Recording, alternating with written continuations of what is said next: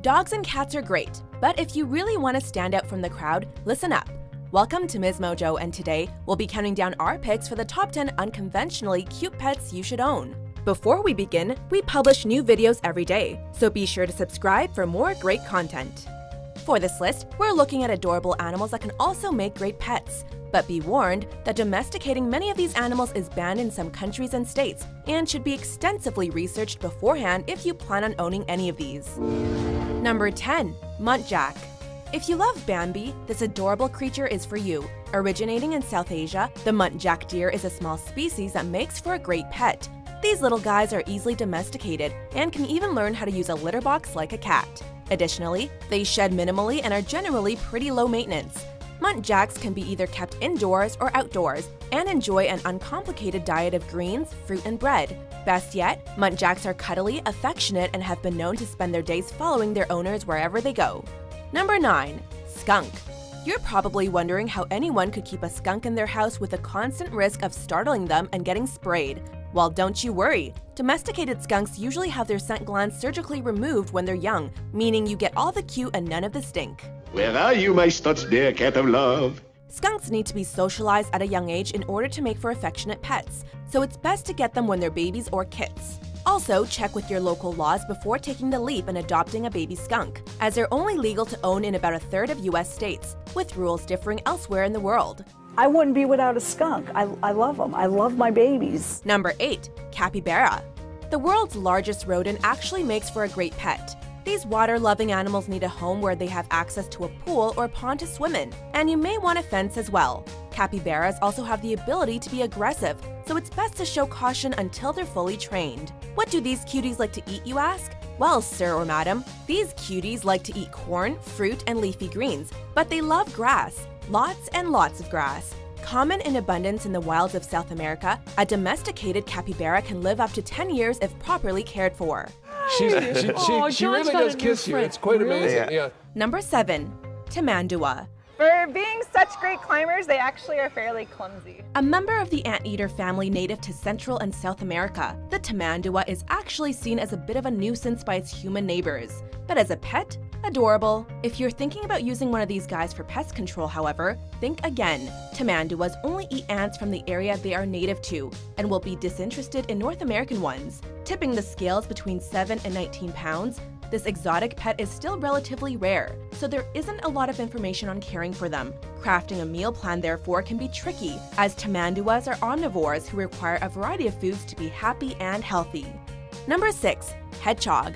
Given their desire to catch live prey, pet hedgehogs should not be given large numbers of insects. Possibly the least exotic pet on this list, the hedgehog has become a relatively common species for humans to care for. They're pretty low maintenance, only needing weekly cage cleanings, and they don't carry the unpleasant odor that some rodents do, which is because they're not actually rodents like the unrelated porcupines. Like any pet, social interaction is key from a young age, so that they are acclimatized to spending time with humans. Hedgehogs are naturally nocturnal, so it's probably best to keep their cages far away from your bedroom so that their nighttime activity doesn't keep you up.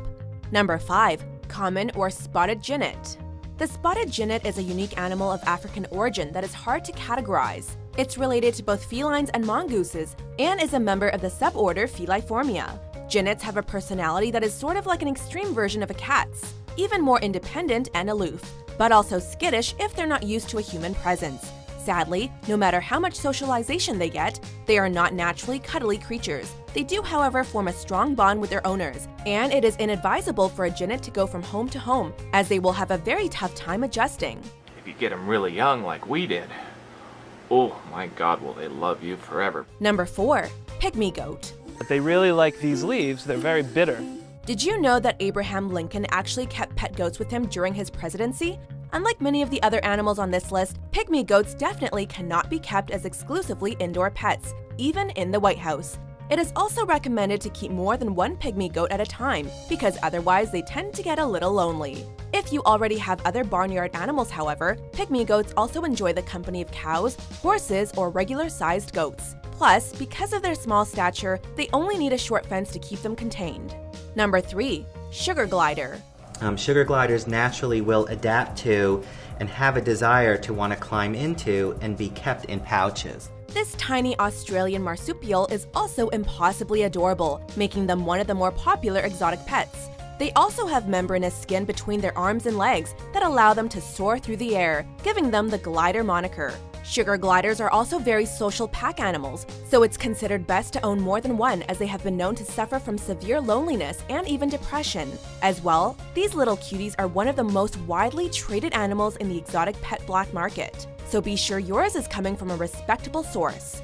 Number 2. Miniature pig. He's just so freaking cute. I just want to cuddle him all day long. Yes, I do. We've all fallen for a tiny little piggy at some point, but unfortunately, most of the teeny tiny pigs you've seen are actually just piglets, and not some sort of special microbreed. Mini pigs, however, are a class of pig that has been bred to be significantly smaller than the average pig. Any pig that weighs less than 150 pounds as an adult is considered to be a mini pig, but that can be deceptive since pigs are much more dense than dogs, meaning a 150-pound pig will typically be smaller than a 150-pound dog. These smaller pigs make great pets, as they're very intelligent and enjoy the company of humans, plus they're super cute. Number 1. Fennec fox. It's the cutest little baby in the world. The Fennec fox is the smallest breed in the fox family and normally calls the Sahara Desert home. They have a lifespan similar to a domesticated dog at around 12 to 16 years. Fennec foxes don't have a musk gland, which means that unlike many foxes, they hardly have any natural odor. Fennecs need room to play, so if they aren't given the entire run of the house, they should at least have a whole bedroom of their own. The little dudes are also quite high energy and need a lot of stimulation, so be sure you're ready for the commitment before you decide to buy one of these critters. You kiss me tomorrow, I'll bite your face off.